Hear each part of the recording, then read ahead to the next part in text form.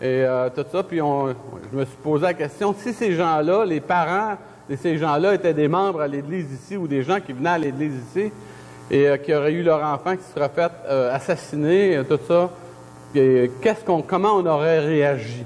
Qu'est-ce qu'on aurait pu leur dire pour les aider, dans le fond, à comprendre la situation ou peut-être pas comprendre, mais au minimum d'être capable de transiger avec, de l'accepter et de vraiment faire des bons pas. J'avais aussi mentionné qu'est-ce que ce serait si c'était le père ou la mère d'une des personnes qui a assassiné, qui a tué, qui aurait agi comme ça, et on se dit, puis qui serait parmi nous. Et on a dit la semaine passée que nous, on connaît une dame, la mère de celui qui avait tué les 14 jeunes filles à Polytechnique, Mme Lépine, qui est une chrétienne comme nous, et que j'ai rencontrée, et qui a tout un témoignage, justement, de comment elle a transigé avec ces réalités-là. Donc, c'est que faire, dans le fond, quand les conflits pourrissent ou nous atteignent de plein fouet? Et la parole de Dieu nous donne un principe. Quand on agit comme personne, comme chrétien, on agit par amour fraternel. Donc, c'est très important dans notre vie d'agir par amour fraternel, d'être plein d'affection les uns vers les autres et par honneur d'user de prévenance réciproque. D'où l'importance de penser à prévenir plutôt que de guérir. Et on a vu la semaine dernière qu'il y avait des choses importantes à cultiver. Premièrement, l'amour fraternel. On a vu que c'était important de mettre l'emphase sur la prière dans ces situations-là et de communiquer de l'empathie à ceux qui souffrent et qui ont besoin d'être rejoints dans leurs besoins. On a besoin aussi de leur offrir une réelle affection. C'est pas le temps, quand on vit des drames comme ça, c'est pas le temps d'être superficiel puis d'être, comme on dit si bien dans notre expression d'être fauné, d'être faux, d'être superficiel. On a besoin d'aller vers la personne et essayer de la toucher dans ses besoins et de se laisser toucher par ses besoins, un peu comme le Seigneur l'a fait lorsqu'il a vu de rencontrer des pécheurs. Et on a besoin, dans le fond, d'agir avec honneur, comme dans le fond, avec un honneur spirituel, dans le but, dans cette situation-là, même quand c'est difficile, d'honorer Dieu et d'amener, dans le fond, une compréhension qui va être intelligible pour l'esprit de la personne qui vient de vivre ce drame-là et qui est souvent décontenancée, déboussolée, confuse et qui, à ce moment-là, a besoin d'avoir une autre perspective. Donc, c'est important de renforcer un sentiment de sécurité personnelle, et c'est là-dessus que je vais continuer ce matin, et de protéger la foi. Donc, de renforcer un sentiment de sécurité personnelle, j'ai vu une enquête qui parle de sur quoi repose la sécurité des Canadiens. Hein? On se dit, sur quoi repose la sécurité d'un peuple? Puis je pense que si on garde comme faux cette liste-là, on va pouvoir l'appliquer pas mal à tous les pays, d'après moi, un peu partout dans le monde. L'élément premier qui vient en tête de liste, c'est le revenu personnel suffisant. Il disait ça, c'est vraiment important, avoir un revenu personnel suffisant. Quand ça, c'est en place, on ressent que le niveau de vie est bon, donc la valeur individuelle est bonne, parce qu'on associe souvent notre valeur personnelle à ce qu'on gagne. Moi, j'ai un de mes amis qui est dentiste, qui est donc qui a un très, très bon capacité, hein? Et dans sa façon d'évaluer les pauvres, les gens moins bien nantis, ils appellent ça des deux de pique. Donc, je me suis dit, oups, une drôle de connexion, c'est mon ami d'enfance, là, tu sais. Ben, je me suis dit que le salaire que je gagne, c'est sûr que j'étais un deux de pique, c'est sûr. Mais quelque part, c'est tellement secondaire, c'est tellement superficiel, cette façon de mesurer quelqu'un d'autre. Puis je me suis dit, regardons ça, c'est drôle, c'est intéressant de voir comment on peut classer quelqu'un à partir de ce qu'il possède. Et comment, je me rappelle, je suis allé en Floride une fois, et puis il y avait une dame, on était à la piscine et tout ça, chez quelqu'un qui nous avait prêté sa demeure. Et il y avait une dame qui était là, elle dit, on demandait où est-ce qu'on devrait aller, on voulait aller sur le bord de l'eau, mais on ne connaissait pas tellement le milieu. On a dit, on va peut-être aller à Pompano. Ah non, elle dit, don't go there, it's only poor people. N'allez pas là, c'est juste des pauvres personnes. Tu sais? Mais en réalité, nous, on est des pauvres personnes comparés à eux. Eux, c'est un bassin de gens très bien nantis. Mais ça donne une réflexion, tu sais, ça amène une réflexion là-dessus. Le deuxième élément, c'est une santé stable. Donc, ça parle de notre capacité personnelle. Quand on a une bonne santé, hein, si on va souhaiter la bonne santé en général au jour de l'an, je souhaite une bonne santé, du paradis à la fin de tes jours, et les gens vont souhaiter comme ça. Sécurité d'emploi. Notre suffisance, nos rêves personnels. Quand tu es suffisant, tu es capable d'accomplir tes rêves. Qui est-ce qui ne rêve pas ici ce matin? Hein? On est tous un peu rêveurs. Les gens ont tous un peu le rêve, et spécialement en Amérique, là, on appelle ça le rêve américain. Donc, toute cette pensée-là, le fait, dans le fond, qu'on va être sécure quand notre emploi va être là, et ça va être suffisant, puis nos rêves, on va pouvoir accomplir nos rêves. Et finalement, le quatrième élément, c'est la sécurité sociale, c'est-à-dire un climat social sécuritaire. Et c'est sûr que c'est pas drôle de vivre dans un monde où la criminalité est très haute. On est au Québec, dans un des meilleurs pays, comme disait Jean Chrétien, le plus meilleur pays du monde, au monde. Donc, on est un pays, dans le fond, relativement paisible. Georges me disait, d'ici même à Montréal-Nord, où est-ce qu'on pense qu'il y a bien de la criminalité, il dit, c'est rien comparé de ce qui se passe au Brésil. Il dit, absolument rien. On n'a même pas d'idée. Il dit, pour nous, parce que nous, on est capable de se promener librement. On a peut-être un peu plus de crainte avec l'histoire du gars là, qui a tué une femme à Longueuil avec une barre de fer, là, un genre de désaxé. Je ne sais pas qui c'est, on ne l'a toujours pas trouvé. Mais ça crée évidemment un traumatisme social. Mais dans l'ensemble, là, disons qu'on est dans un climat vraiment... on est dans un oasis de paix par rapport au reste du monde, si on veut considérer ça. Donc, où puiser notre sécurité quand ces choses-là ne sont pas là, quand ces choses-là ne sont pas au rendez-vous, quand les drames personnels viennent nous atteindre dans notre vie, puis ça vient déstabilisant, comment on va faire pour gérer ça? Comment on est capable de nager, nous, à travers les circonstances incontrôlables? Les choses sur lesquelles on a un contrôle, on n'a pas de problème. C'est les choses sur lesquelles on perd le contrôle qui devient notre difficulté. Et à ce moment-là, nos désillusions de la vie, est-ce que tout le monde, dans nos relations interpersonnelles, sont toujours à 100%?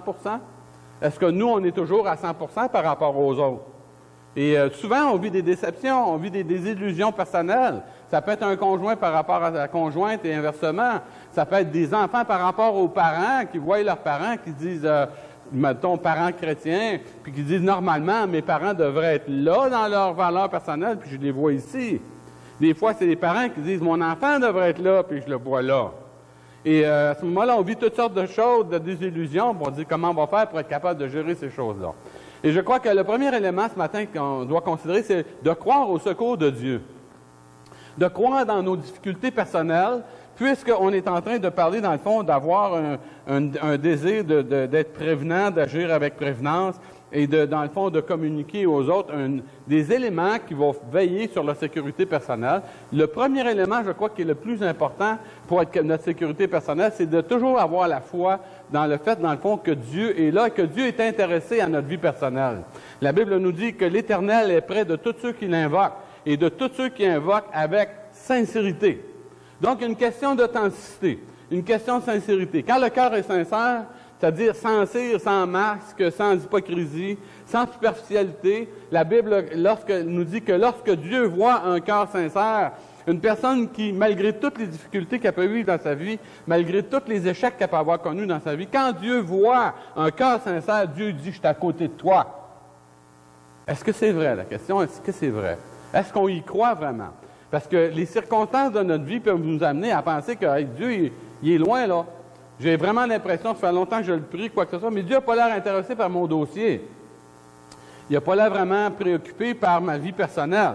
Donc, c'est important quand on rentre en relation avec une personne qui est dans une situation difficile, qui a vécu des situations difficiles dans sa vie personnelle, de lui faire comprendre que Dieu est réellement intéressé à sa situation.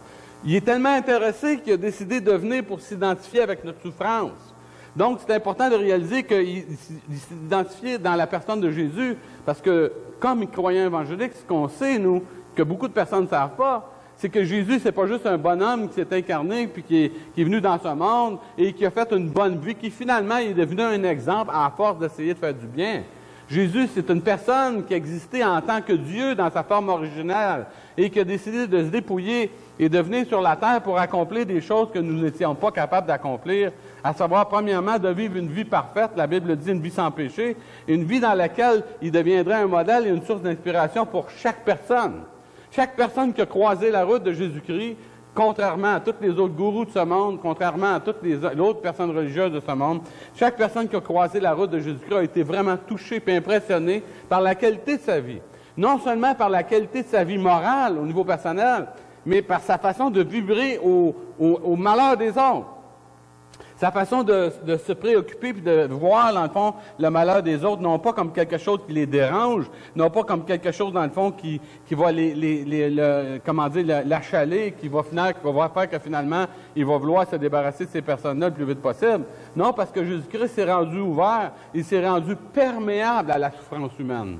Il est venu nous rencontrer, il a vu des gens en difficulté, il a vu des gens de tous les acabits, il a rencontré des prostituées, il a rencontré des personnes qui avaient des problèmes d'alcoolisme, il a rencontré, aujourd'hui, s'il viendrait physiquement, il rencontrait des gens qui ont des problèmes de dépendance de drogue, il rencontrait des personnes qui ont des problèmes familiaux, il a rencontré des personnes qui avaient même des cas de possession démoniaque. Et dans chaque situation, lorsque Jésus a croisé la route de quelqu'un, Jésus est intervenu dans le but de libérer ces personnes-là. Et c'est ça qui est extraordinaire. Quand on parle, nous, dans une situation catastrophique, comme chrétiens, on ne doit pas avoir peur de dire que Christ est vraiment intéressé puis préoccupé par la souffrance des êtres humains. Que Jésus a vraiment dans son cœur un désir de vouloir aider. Pourquoi? Parce qu'il est en mesure de comprendre, parce qu'il a vécu les mêmes choses que nous. La Bible nous le dit très clairement. Et dans Hébreux chapitre 4, au verset 14, il est dit ceci. Il dit « Ainsi, puisque nous avons un souverain sacrificateur qui a traversé les cieux, Jésus, le Fils de Dieu, demeurons fermes dans la foi que nous professons. » Il dit « Car nous n'avons pas un souverain sacrificateur qui ne puisse compatir à nos faiblesses. Au contraire, il a été tenté comme nous en toutes choses, sans commettre le péché. Approchons-nous donc avec assurance du trône de la grâce, afin d'obtenir miséricorde et de trouver grâce pour être secourus dans nos besoins. » C'est un appel de la part de Dieu aux personnes pour leur dire, si vous avez de la misère, approchez-vous donc de moi. Si vous vivez des problèmes de sécurité personnelle, approchez-vous donc de moi. Je suis un souverain sacrificateur, quelqu'un qui a été capable d'accomplir un sacrifice parfait en tant que Dieu, mais qui est aussi capable de vivre et expérimenter la vie humaine dans toutes ses réalités. Il a expérimenté la douleur, il a expérimenté la souffrance, il a expérimenté jusqu'à la mort, même jusqu'à la mort de la croix. Je ne peux pas aller bien plus loin que ça dans une expérience négative que de te faire crucifier, n'est-ce pas? Donc, ce Jésus-là avait vraiment le désir que les gens viennent et se confient en lui. Quand on cherche un conseil, moi, je vous encourage à trouver un conseil auprès d'une personne qui vous comprend. Si vous allez chercher un conseil auprès d'une personne qui ne comprend pas, c'est-à-dire qu'il n'y a pas l'empathie nécessaire, qu'il n'y a pas la vibration de l'âme nécessaire pour être capable de vous conseiller adéquatement, parce qu'il n'a pas vécu ces choses-là, vous allez être vraiment dans le problème. Puis je pose la question ce matin, on parle d'immigration souvent, la question c'est, qui est-ce qui est le plus en mesure de comprendre une personne qui est immigrante? Pardon? Un autre immigrant. Une autre immigrant, mais qui a passé par le même processus. N'est-ce pas? Et c'est intéressant de voir, moi, quand je regarde la personne de Jésus-Christ, je me dis, il est capable de comprendre, il est capable de voir, dans le fond, cette réalité-là. Pourquoi? Parce que lui-même, Jésus-Christ est un immigrant. Il est parti du ciel. Il est parti du ciel, il a migré sur la terre. Il est venu parmi nous. Il est venu pour nous rencontrer dans nos besoins. Il est parti du meilleur au pire. En général, quand on veut immigrer quelque part, puis on a des personnes qui ont fait ici, en général, on veut partir d'une situation qui est pire pour aller vers le meilleur. Jésus, consciemment, volontairement, a décidé de quitter le ciel avec tous les anges qui le servaient. Il vivait dans la gloire de son Père. Il y avait une communion parfaite, aucun problème, aucun témoin d'aucun péché, aucune dysfonction dans le ciel. Il a décidé de quitter tout ça pour venir sur la terre, pour venir nous chercher. Comprenez-vous qui peut nous comprendre? Qui peut saisir. Il est venu nous faire comprendre que nous ne comprenions pas que Dieu nous comprenait.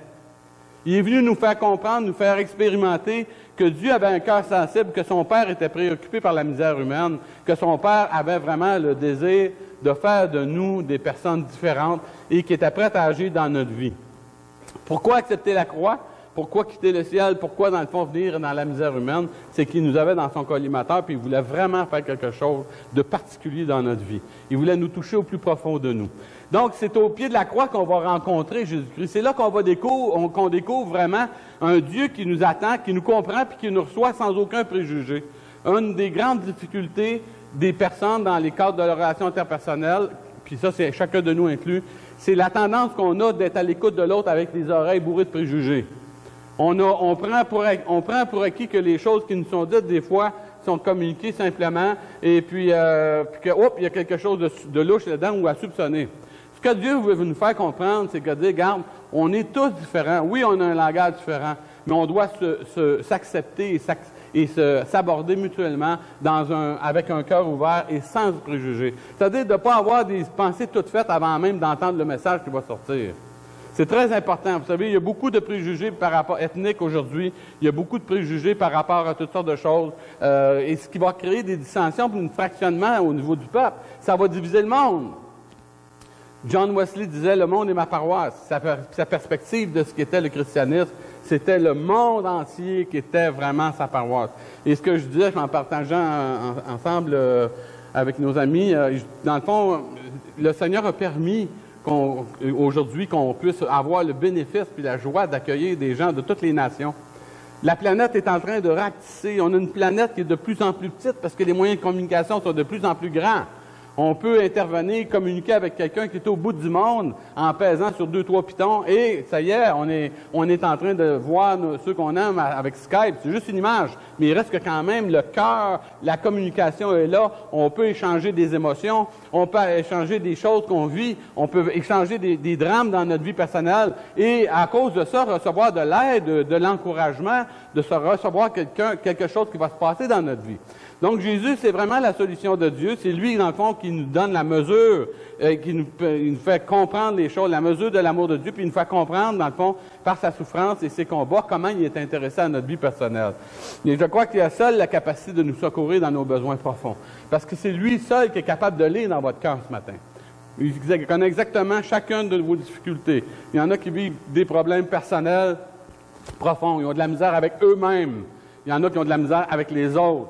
Et tout ça. Puis peu importe ce qu'on vit, le Seigneur connaît exactement le diapason, le niveau, c'est-à-dire dans votre cœur de souffrance. Il connaît exactement la difficulté, la chose qui bloque, qui vous empêche de comprendre, puis d'être différent. Il y a peut-être des choses avec lesquelles vous luttez, ça fait des années. Et Dieu sait très bien qu'est-ce que c'est, cette chose-là. Et il est capable de mettre le doigt dessus. Des fois, vous avez besoin d'aide pour être capable, dans le fond, de faire un point. Dieu va mettre des personnes autour de vous pour vous aider. Bénéficiez-en, profitez-en, prenez ces occasions-là que Dieu vous donne pour vous permettre de vous affranchir. La Bible nous dit, si on a une chance si on est esclave, il dit, sois un bon esclave. Mais si tu as une chance d'être affranchi, libère-toi. Parce qu'on a été créé par le Seigneur pour vivre vraiment dans une liberté complètement nouvelle.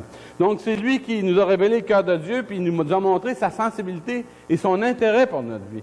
Le monde religieux ne nous montre pas la sensibilité du cœur de Dieu. Faire des rituels, des choses qu'on ne comprend pas, réciter des choses, peu importe la langue dans laquelle ça va être dit. Mais si on fait des choses, on pense que Dieu n'a pas d'intérêt pour notre vie personnelle, on a l'impression que c'est un genre de Dieu qui est au ciel, que tout ce qu'il y a, c'est des exigences. Tout ce que Dieu veut, c'est que tu fasses un paquet de choses qu'il t'ordonne, mais il se fout carrément de toi. Si on pense ça de Dieu, ça veut dire qu'on ne connaît pas le Dieu de la Bible.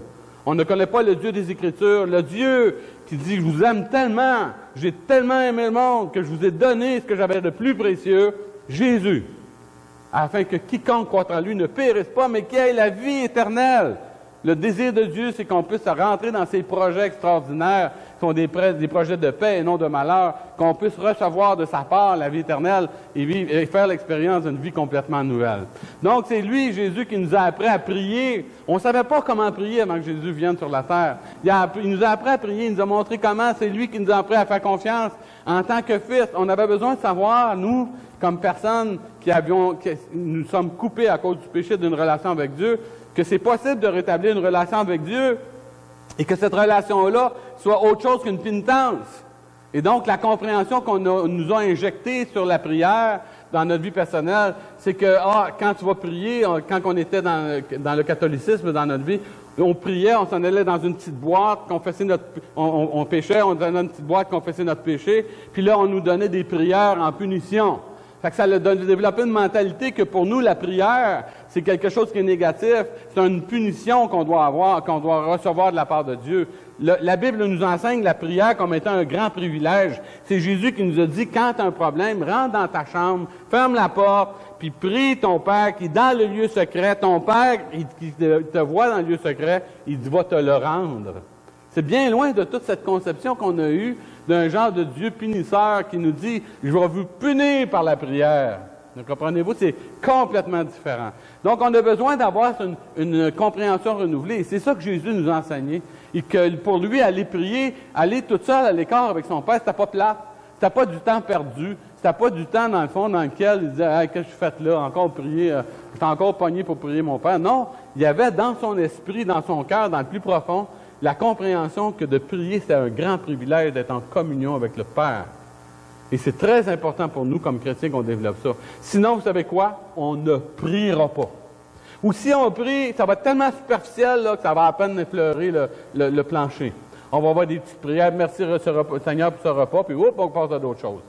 On ne va pas avoir une recherche de Dieu. On ne va pas avoir intentionnellement un désir de connecter notre âme avec celle de Dieu. De rencontrer Dieu vraiment pour ce qu'il est et d'apprendre à le découvrir. De voir que on a un Dieu extraordinaire qui est prêt à non seulement entendre nos prières, mais aussi à y répondre. Il nous a appris aussi que Dieu avait vraiment une mémoire qui est infinie, un Dieu qui se rappelle de tout, un Dieu qui nous a rendu conscients que vraiment il peut agir même, puis orienter, même quand nous on ne le connaît pas. Même quand on ne le connaît pas, Dieu travaille dans notre vie. Je me rappelle dans ma vie personnelle, avant que je sois chrétien, puis j'étais dans des situations difficiles. De temps en temps, je lâchais un wack, je me disais, s'il y a quelque chose quelque part, là, fais quelque chose. Puis à un moment donné, les choses se replaçaient, puis je me disais, wow, je suis bon, je m'en suis encore sorti. Je me trouvais tellement bon, là, mais j'avais oublié que j'avais lâché un genre de cri de même. Moi, je criais dans le vague, dans le flou. Je criais pas à Dieu, là. Tu sais, il me disait, je regardais le ciel, il me disait, il doit y avoir quelque chose quelque part, mais j'avais aucune idée qui c'était, tout ça. Mais en le faisant, malgré toute mon incrédulité, malgré tout mon aveuglement, la compassion de Dieu faisait qu'il réglait mon problème. Et ma grande générosité faisait que je me disais, « Hey, je suis donc bon. » N'est-ce pas? J'étais tellement égocentrique, tellement peu connecté avec Dieu que j'avais le culot, dans le fond, d'adresser à un Dieu, moi, dans ce temps-là, une force universelle, une puissance cosmique, n'importe quoi, pour pas être sûr de ne pas rien lui devoir. L'être bien sûr de ne pas rien lui devoir, c'est sûr, parce qu'un Dieu personnel, c'est engageant. Hein?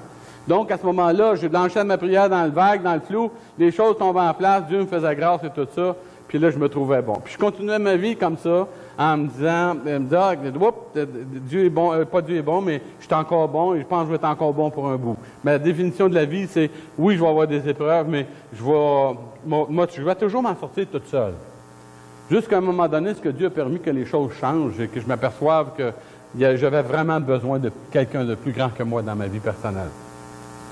Donc, il nous a enseigné beaucoup d'autres choses, des révélations au sujet de Dieu, que Dieu comment, a la capacité de changer notre vie. C'est lui qui nous a révélé, dans le fond, comment lui-même, par son attitude, il était doux et humble de cœur.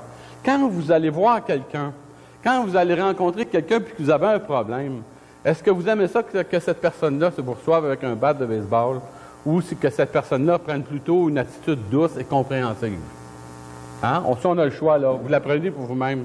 C'est à vous de faire votre choix, hein? Mais si vous aimez le baseball, c'est bien votre affaire. Moi, j'ai rien contre le baseball en tant que sport, mais pas dans le cadre des relations interpersonnelles. Donc, on a besoin, dans le fond, d'avoir ça. Puis, dans Matthieu 11, 28, Jésus nous a dit ça, il nous a parlé de lui-même. Il nous a parlé comment c'est important dans notre vie personnelle qu'on réalise que lorsqu'on viendrait à lui, il y aurait vraiment cette attitude-là pour nous recevoir et de faire de nous vraiment des personnes importantes. Il dit, venez à moi, vous qui êtes tous fatigués et chargés, et je vous donnerai du repos. Il dit pas, il dit, venez à moi, je vais vous stresser. Non, il dit, venez à moi, je vais vous donner du repos.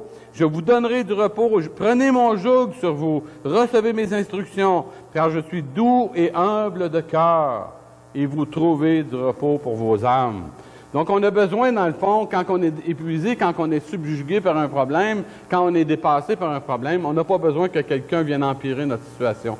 On a besoin que quelqu'un nous reçoive avec compassion, qui nous ouvre les bras, qui non seulement nous ouvre les bras, mais qui nous donne des solutions. C'est Jésus qui nous a ouvert les portes du ciel. Jésus a dit, je suis le chemin, la vérité, la vie. Jésus a dit, je suis la porte des brebis. Celui qui entre par moi sera sauvé. Donc, il nous a ouvert une dimension qu'on ne connaissait pas. C'est lui qui est le thérapeute de l'âme, c'est lui qui est capable d'enlever la confusion, c'est lui qui est capable d'absorber nos émotions, qui est capable de nous aider, de nous conduire dans un processus de guérison personnelle, d'amener dans notre vie des transformations profondes. Il nous a enseigné des choses importantes. Comment on fait pour pelleter nos émotions quand on n'est plus capable? Comment une personne qui vient de vivre des expériences qu'on a connues, comment cette personne-là peut arriver à avoir un soulagement? La douleur est tellement profonde, ça fait tellement mal en dedans que de voir ton fils, ton frère, des choses comme ça, tué, assassiné par une personne qui est un criminel ou un désaxé, peu importe, le résultat est le même. Il nous a enseigné qu'on peut aller à lui pour nous décharger de tous nos fardeaux et de tous nos soucis en sachant qu'il va prendre soin de nous.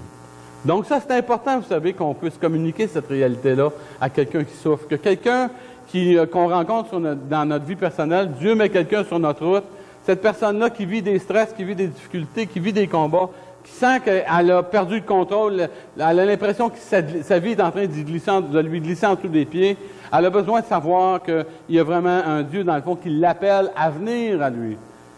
Donc, on peut toujours dire avec sécurité, de dire, regarde, tu as un fardeau, tu as une difficulté, tu as quelque chose qui te dépasse, va au Seigneur avec ça.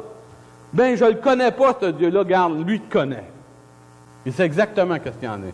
Pour ça que les conseils qu'on donne sont bons pour les croyants, et sont bons aussi pour les personnes incroyantes. Les gens qui sont convertis, qui connaissent le Seigneur, ou ceux qui ne le connaissent pas. Ceux qui ne le connaissent pas, s'ils écoutent le conseil, puis ils vont se décharger sur lui de leur fardeau, de leurs soucis, ils vont faire l'expérience de la fidélité de Dieu. Vous savez quoi? Ça va ouvrir une porte à la foi. Donc, on n'a pas peur de conseiller à quelqu'un qui est incroyant, qui est inconverti, de dire « Essaye-les donc, mon Dieu! Mets-le à l'épreuve, mettez-moi à l'épreuve, et vous verrez, je n'ouvrirai pas pour vous les écluses des cieux. » Donc, c'est important, on doit offrir, dans le fond, la même ouverture aux pécheurs que Jésus a offert. Si on est capable d'offrir de cette ouverture-là, on va leur communiquer une espérance solide. On va leur donner la soif de Dieu. On va leur donner le désir de connaître Dieu pour ce qu'il est, dans sa bonté, dans sa grandeur. On va les amener, dans le fond, à faire l'expérience dans leur vie personnelle de Dieu, de savoir que de s'approcher de Dieu avec confiance, c'est vraiment payant pour leur vie personnelle. Donc, on a besoin de cette réalité-là et de leur faire comprendre cette réalité-là. Ils disent, nous n'avons pas un souverain sacrificateur qui ne puisse compatir à notre faiblesse. Est-ce que Dieu est préoccupé par la misère humaine? La réponse à ça est là. Dieu est préoccupé par la misère humaine, Dieu est préoccupé par les besoins. Et nous aussi, nous devrions avoir ce même sentiment dans le fond du cœur. La minute qu'on est en contact avec la souffrance, avec la misère, vous savez, qu'est-ce que Dieu nous dit? Dieu dit, je te rends responsable de ce que tu vois. Tu es responsable de ce que tu vois. Et tu ne peux pas dire, gars, arrange-toi avec tes problèmes, que Dieu te bénisse, arrange-toi avec tes affaires. Non, on a une responsabilité personnelle. La Bible dit de prendre soin les uns des autres, de veiller sur les uns sur les autres pour s'exciter à la charité et aux bonnes œuvres et d'aller, dans le fond, dans cette dimension-là et que peu importe la situation dans laquelle que Dieu peut nous placer, dire au Seigneur, regarde, tu me mets en contact avec un besoin, j'en suis responsable et je suis prêt à agir. Je veux vraiment agir. Donc, on regarde à ce sacrificateur-là qui est extraordinaire. Quand on voit en lui, on voit qu'est-ce qu'on voit? On va voir une personne qui, à cause de sa divinité, pouvait nous secourir, mais aussi à cause de son humanité, pouvait compatir. Donc, il est en mesure de vraiment apporter l'aide nécessaire. Et ce qu'on peut, à ce moment-là, en parler avec certitude, puis de dire aux personnes, regardez, là, le Seigneur Jésus est préoccupé par votre besoin personnel. À cause de sa souffrance, il peut nous soutenir dans la tentation. La Bible a dit qu'il était tentant de toutes choses comme nous. Tu rencontres quelqu'un qui a des combats contre la chair.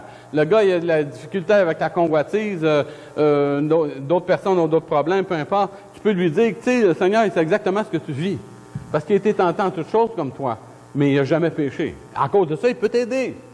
Il a été capable de résister. Un gars qui n'a jamais péché, c'est un gars qui avait un caractère tellement fort, tellement solide, que quand tu le regardes vivre, tu te dis, mon ami, comment se fait qu'il fait ça? Comment se fait qu'il réagit comme ça? Que cette situation de péché-là l'atteint si peu, quand moi, ça me jette à terre. N'est-ce pas? Donc, on peut dire à la personne, c'est parce que dans sa nature divine, il y avait cette capacité-là de résister à la corruption. C'est une nature sainte, c'est un Dieu 3 fois saint. Qui résiste à la corruption, mais dans son expérience humaine, il est capable aussi de souffrir puis de vraiment te faire une expérience, d'être capable d'avoir la victoire par sa puissance, par la puissance de son Esprit Saint. Donc, c'est tellement important. Donc, comme la Bible nous dit que Jésus, c'est un homme de douleur habitué à la souffrance, Il est venu se mettre à notre niveau, et même, je dirais, plus bas que notre niveau, pour qu'on puisse vraiment comprendre. Donc, pour renforcer la sécurité d'une personne qui souffre, on doit savoir que Dieu, dans le fond, s'est mis à son niveau et s'est rendu accessible et s'est rendu compréhensible. On peut maintenant l'entendre. Quand on dit qu'on parle de la parole de Dieu comme chrétien, on est en train de dire Dieu est capable de parler et que le langage que Dieu utilise est accessible et compréhensible et que cette parole-là, on peut vraiment en ressortir quelque chose de bon pour notre vie. C'est la vérité centrale, dans le fond, qui peut sécuriser toute l'existence. Parce que si Dieu est capable de se faire comprendre et que nous, on est capable, on est à l'écoute, on se place à l'écoute, les deux ensemble, c'est ça qui est vraiment la clé du succès. Dieu va faire des grandes choses avec ces réalités-là. Ensuite de ça, de ne pas avoir peur dans une situation dramatique, de déclarer les choses telles qu'elles sont. Quand on parle d'un meurtre, on parle d'un assassinat, on parle de quelque chose, il faut vraiment utiliser les bons mots, les vrais mots. Les meurtres, c'est un meurtre. Et je me rappelle d'avoir rencontré un gars de ma classe quand j'étais jeune. Je suis allé visiter en prison. Et ce gars-là, il a tué plusieurs personnes. Et quand je suis allé le rencontrer en prison, je m'en allais pas pour le rencontrer, mais Dieu l'a mis sur ma route. Je suis allé avec un autre pasteur pour donner mon témoignage en prison. Puis ce gars-là, il était là. Et je l'ai reconnu. Et quand j'ai pu parler avec lui après, puis c'est un gars du coin de Longueuil et tout ça. Et je parlais avec, puis il était rendu, il écrivait des chants religieux. Et tout ça, il y avait un genre de démarche, tu aurais pensé que c'était un gars qui était religieux et tout ça. Et puis, quand j'ai eu la possibilité de parler avec, j'ai dit, Conrad, il faudrait que tu te repentes. Il dit, qu'est-ce que tu veux dire? J'ai dit, de quoi tu veux que je me repente? Il dit, là, je suis en prison, puis il dit, je fais mon temps, puis tout ça. Il dit, il faudrait que tu te repentes de l'esprit de meurtre qui est en toi. Je vais vous dire une chose, là, c'était comme un silence de mort. Puis on a parlé, on continue à parler, mais c'était difficile, je sentais que c'était excessivement difficile. Puis là, quand je suis parti, j'ai dit, je vais revenir, si tu veux, le mois prochain pour te voir. Et finalement, il a dit, c'est correct, il n'est jamais venu. Et vous savez quoi? Après, il a encore tué une personne âgée. Il a été libéré 2 fois. Je ne sais pas comment ils ont fait, en tout cas, là. Il a encore tué une autre personne âgée à Longueuil. Tout ça. Donc, il a tué 3 personnes. Si, au moment où je l'ai rencontré, il avait vraiment été à l'écoute, puis de vraiment écouter l'exhortation de dire Dieu peut t'aider dans ta situation et tu peux vraiment changer de vie, là. J'ai dit Dieu peut vraiment transformer. J'ai conté mon témoignage, comment Dieu m'avait touché, comment Dieu m'avait libéré de toutes mes dépendances, toutes ces choses-là. Puis j'ai dit, tu sais, Dieu peut faire un miracle dans ta vie puis te sortir de là. S'il avait juste écouté ça, il a dit, OK, c'est correct. Puis j'ai dit, comment qu'on peut faire ça? J'ai dit, bien, on a juste à prier puis demander à Dieu qu'il puisse gérer ça dans ta vie. T'es-tu prête à prier? Il dit non. C'est triste, hein? Il y a une personne qui est décédée après coup. Parce que ce gars-là, il aurait pu faire l'expérience d'une vie transformée, mais il a préféré maintenir, dans le fond, le cap sur la domination, et avoir la domination satanique dans sa vie. N'ayez pas crainte, déclarer le meurtre, c'est un geste qui est répréhensible et qui attire le jugement de Dieu. Dans une situation tragique, on a une tendance à perdre nos repères. Quand vous allez rencontrer des gens qui ont vécu des situations dramatiques, ils ne savent plus qu'est-ce qui vient de Dieu, qu'est-ce qui vient du diable. Ils vont penser que des choses, écoute donc, c'est Dieu qui m'a fait ça. Vous savez quoi? Il faut déclarer les choses telles qu'elles sont et de faire la différence et puis, dans le fond, d'enlever la confusion et de mentionner qu'effectivement, les choses malsaines viennent du diable et d'affirmer qu'en fond, même si elles sont permises de Dieu, l'homme est quand même responsable de ses choix. Le diable est à l'œuvre, mais l'homme a une réponse à donner au diable. Et donc, on doit s'adresser avec eux en leur montrant les choses, en disant les véritables choses. Dieu est souverain, mais l'homme reste libre. Il a la capacité d'agir, de faire des bons ou des mauvais choix. Dieu, là, offre le chemin de la vie. Mais si on choisit le mauvais chemin, bien, les conséquences sont là. Dans Deutéronome, il va dire, « Je prends aujourd'hui à témoin contre toi le ciel et la terre. Et j'ai mis devant toi la vie, la mort, la bénédiction, la malédiction. » Il dit, qu'est-ce que tu choisis? Qu'est-ce que tu désires? Qu'est-ce que tu désires pour ta vie? Bien, Dieu, il donne non pas un conseil, mais un ordre. Il dit, choisis donc la vie. Choisis la vie afin que tu vives, toi et ta postérité.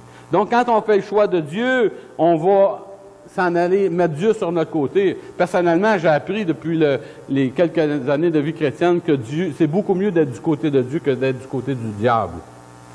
C'est beaucoup mieux d'être du côté de Dieu et de l'influence de l'Esprit Saint un Dieu qui va nous aider à nous sortir de notre misère, puis de notre corruption, puis nos dépendances, que d'être du côté du diable qui va tout faire pour nous entretenir, tout faire pour nous permettre de caler encore plus bas qu'on est là. Il va nous amener des séductions, des choses pour nous éloigner de Dieu, repousser un rendez-vous avec Dieu.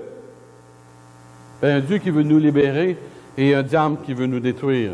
Il y a toujours des situations qui nous dépassent, qu'on ne comprendra pas. Il y a des choses cachées qui sont à l'Éternel, des choses qui sont révélées, qui sont à nous et à nos enfants. Celles qu'on ne comprend pas, on va les laisser à Dieu, mais celles qu'on comprend, on devrait les gérer avec un sens de responsabilité et affirmer notre foi en Dieu, même si les circonstances dans notre vie ne semblent pas toujours parfaites. Parce qu'il n'y en a pas de circonstances parfaites.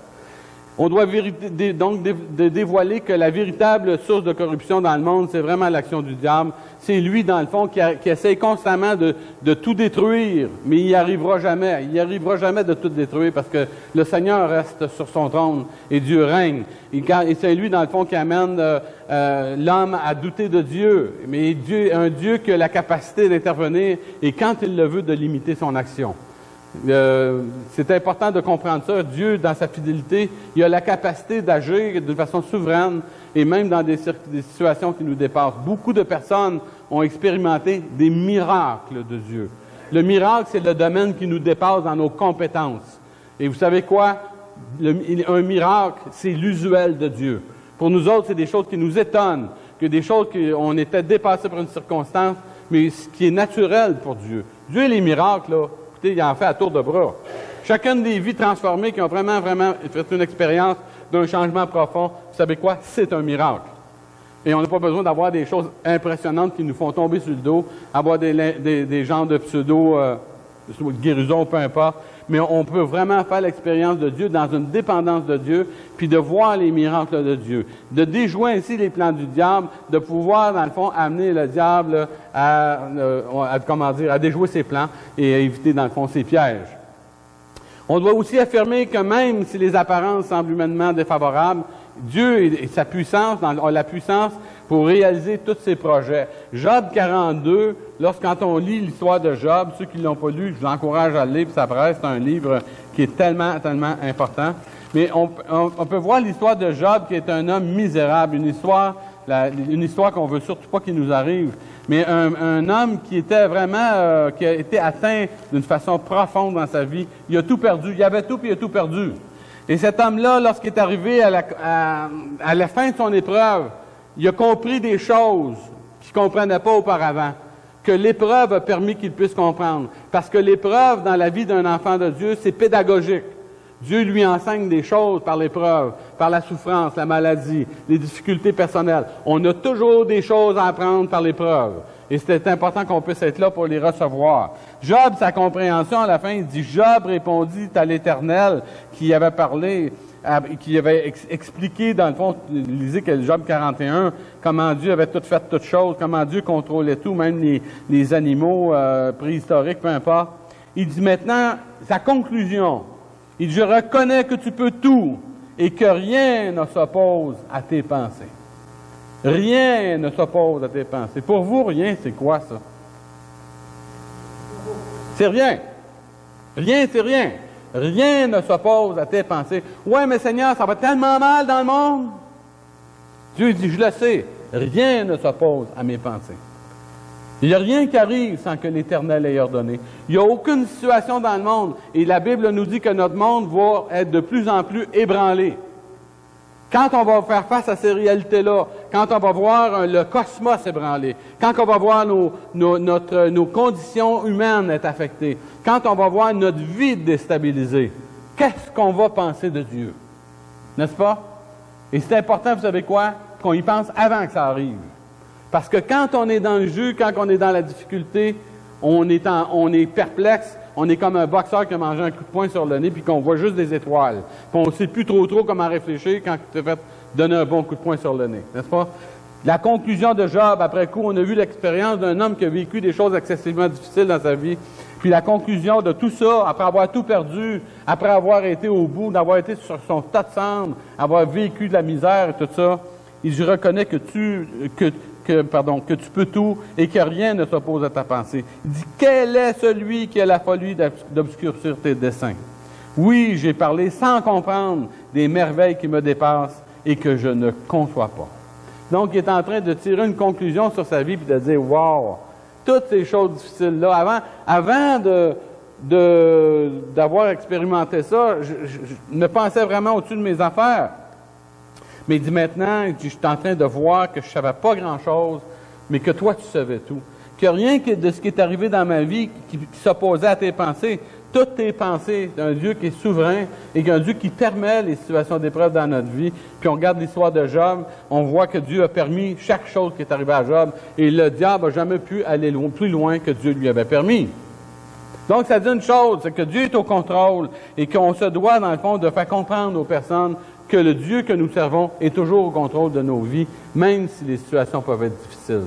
Et c'est important de savoir ça parce qu'on va avoir l'impression sans ça qu'on n'est pas capable de s'en sortir par nos propres forces, avec l'aide de Dieu, qu'on va essayer de se débattre avec nos problèmes par nos propres forces, puis en bout de ligne, on va être vaincu. Ou on va passer de l'autre côté, puis on va avoir une tendance, à cause de l'incompréhension, à se rebeller contre Dieu. Puis là, de commencer à accuser Dieu. Donc, c'est important d'avertir chaque personne que la rébellion contre Dieu, c'est jamais payant. De se rebeller dans l'épreuve, d'endurcir son cœur contre Dieu ou contre d'autres, c'est jamais payant. L'endurcissement du cœur, c'est jamais bon. Ce que Dieu veut, c'est que nous ayons un cœur tendre, même dans la souffrance. Que Dieu veut qu'on puisse vraiment ne pas endurcir notre cœur, comme il dit au jour de la révolte, les gens où il y a eu la tentation dans le désert. Ça n'a pas été payant pour Israël, cette réalité-là. Donc, c'est important qu'on puisse avoir cette attitude de cœur, de dire, Seigneur, moi, je ne m'endurcirai pas. Peu importe ce qui va arriver dans ma vie, je prends la décision de ne pas m'endurcir. Je veux te laisser le contrôle. À la révolte de Mériba, le peuple de Dieu avait soif dans le désert. Ils se sont mis à murmurer contre Moïse et contre Dieu. Contre Moïse, il avait bien un peu de puissance, il avait aussi soif qu'eux autres. Et contre Dieu qui pouvait toutes choses, mais qui permettait cette épreuve-là pour sonder leur cœur. Dieu est en train de nous sonder ce matin. Il vous sonde. Et je crois que Dieu veut faire vraiment des grands changements dans votre vie personnelle. Parce que si Dieu ne veut pas faire de changements dans vos vies personnelles, vous êtes mieux de plus venir dans une église chrétienne. Si vous avez l'intention que Dieu vous flatte toujours dans le bon sens du poil, que Dieu ne vous dérange pas dans vos illusions, que Dieu ne vous dérange pas dans vos rêves, qu'il vous laisse rêver votre vie plutôt que de la vivre, qu'il vous laisse, dans le fond, vivre une petite vie pas trop dérangeante, pas trop achalante, pas trop impliquante, pas trop engageante envers l'autre. Si vous avez cette pensée-là sur Dieu, vous ne connaissez pas le même Dieu que moi je connais en tous les cas, et pas le même Dieu qui est révélé dans les Écritures. Et vous ne serez pas en mesure d'aider quelqu'un qui va passer par des situations difficiles, parce que vous n'aurez pas cette présence d'esprit-là, vous n'aurez pas cette ouverture de cœur-là. Donc, pensez à ça. Ce matin, j'arrête ici. J'en ai encore d'autres points, mais je vais arrêter ici volontairement. Pensez à ça cette semaine, que Dieu puisse vous aider à faire le point sur votre vie. Examinez votre cœur personnellement. Laissez faire celui de votre mari et de votre femme. Occupez-vous du vôtre. Vous allez en avoir plein les bras pour toute la semaine et probablement pour le reste de votre vie. Que Dieu puisse vous aider, que Dieu nous secourt dans notre misère humaine et qu'il nous donne d'être secourables envers ceux qui souffrent. Courbons-nous.